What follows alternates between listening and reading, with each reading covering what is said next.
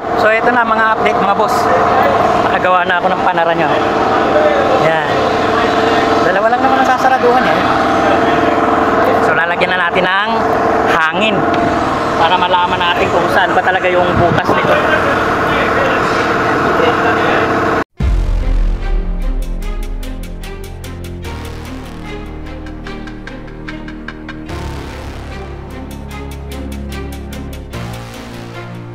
Ayun oh.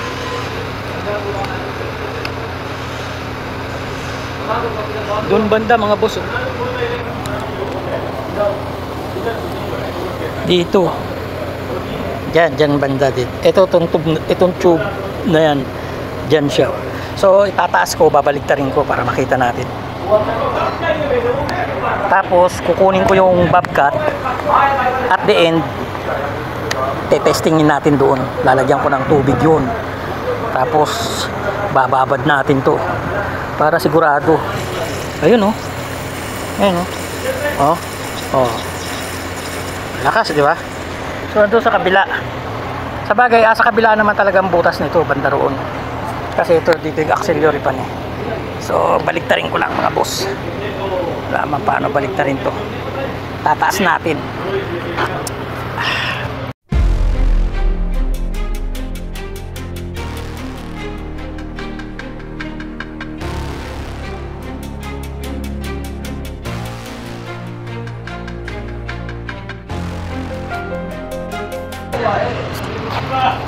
Yan, islant pa siya ng konti.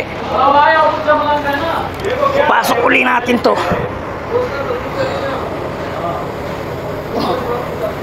Yan.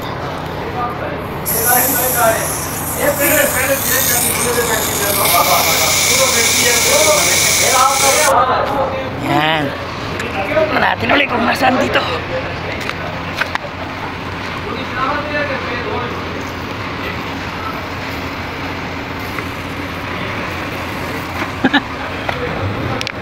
Dito, ayun oh. Ayun oh. Oh. Dito sa kabila. Dito wala, ayun. So, ang nangyari,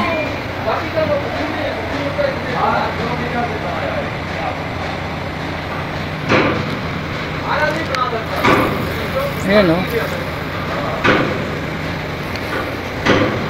Ayan ang butas niya mga boss oh. So yan ang gagawin natin. Okay. Update ko na lang kayo mga boss. Matagal-tagal na gawaan to. Ito na ang update mga boss oh. Yan. Hindi kasi kasya doon sa bathtub ko eh. Kaya ito kinuha ko, bobcat. Dito ako naglagay ng tubig. So now meron siyang hangin na yan. Ayan oh. Steady ko na nga yung hangin. Ayun, kapapatay lang ng compressor. At so far nakuha na natin boss. So lunch break namin, iwanan ko yan para talagang lumabas yung butas niya kung meron pa. At mamaya ipakikita ko rin yan sa visor naming Sri Lanka. Yan. Kasi umorder ng bago kasi gusto nung may-ari o ng boss namin bago nang ipalit. Kaya lang 10 days pa from now bago dumating yung bago. Umorder pa lang sila. So matitenga ng 10 days yung unit. Kaya pinagawa na muna sa akin to. Eh ayan oh, tapos na oh, bukas sasalpak na nila yan. Pwede nga ngayon eh. Kakabit ko ng bracket, salpak na nila yan. Kaya lang malayo kasi yung site nito eh. Kaya I'm sure bukas pa yan dadalhin sa site. Bababa yata yung hydraulic nito. Turog ng turog eh. Yan. So para yan, okay na oh. Tinataboy ko yung mga langis-langis eh para umapaw na kasi yung tubig dito oh. Ayan oh, lumalabas yung langis dito, di ba? Ayan. Para mawala yung langis-langis sa tubig. Ayan. Mas madali, di ba?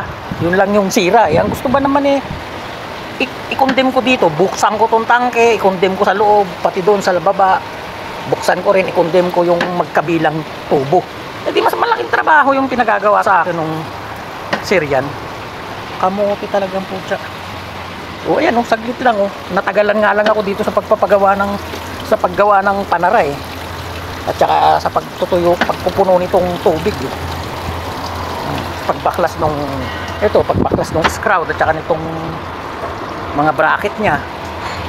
O hindi ko naman pwede kasing hindi baklasin dahil kakain ng malaki yung space dito.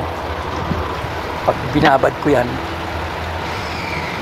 hindi aabutin ng tubig, kaya kailangan baklasin talaga. At the same time nilinis ko pati, wala nang dumi-dumi yung mga marumi kanina to naglalabas pa ngayon langis so ganun lang mga boss, iwanan ko muna, magla-lunch break muna ako at mamaya pagbalik ko i-update ko na lang kayo.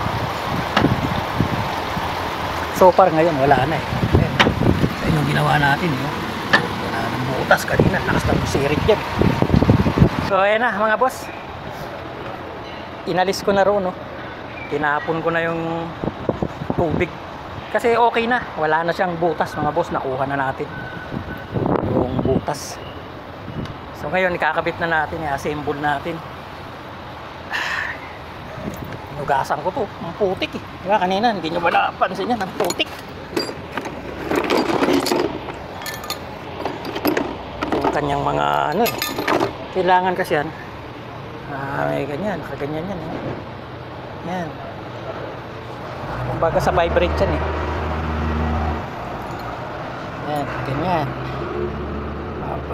yan, sa vibrate yan mga boss, kailangan meron yan kasi kapag hindi na ikabit yan, naku, kakalog-kalog yung mga yan, baka makalimutan ikabit. Kabilaan yan, baba yan, wala ka naman ligaw dyan kasi yung yung kuntil na yan dito yan sa ibaba yan, pinakalak niya yan diba?